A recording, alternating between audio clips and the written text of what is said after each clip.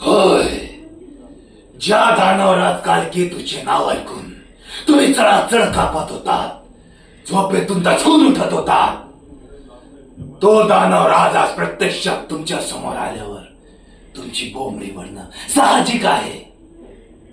बस, तुमच्या या रडण्या भुकण्यानं माझ्यावर कुठलाच परिणाम होणार नाही, आणि जर झालाच तर तुमच्यासाठी वाईटच होईल.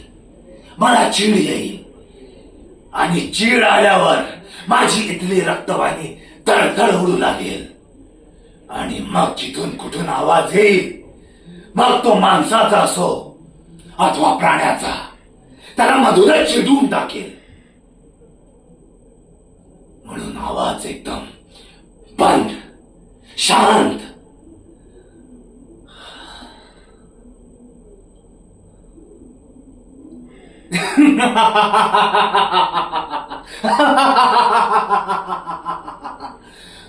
भाग्यवान आहात, पुण्यवान आहात, म्हणून तुम्हाला माझं ऐकण्याची बुद्धी झाली आहे. असो, आता जे सांगतोय ते नीट ऐका. देवांचा राजा इंद्र याच्याकडे जाऊन आमचा निरोप सांगा. त्याला म्हणावं की देवांची राजधानी अमरावती रिकामी कर.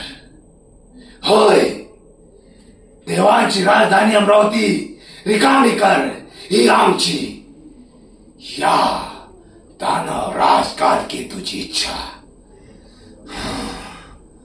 त्याला गर्व झालाय की देवांची शक्ती ही सर्वश्रेष्ठ आहे.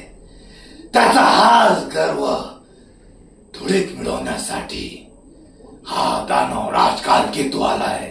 अगदी औपचारिकता म्हणून तुमच्या बरोबर हा संदेश पाठवतोय.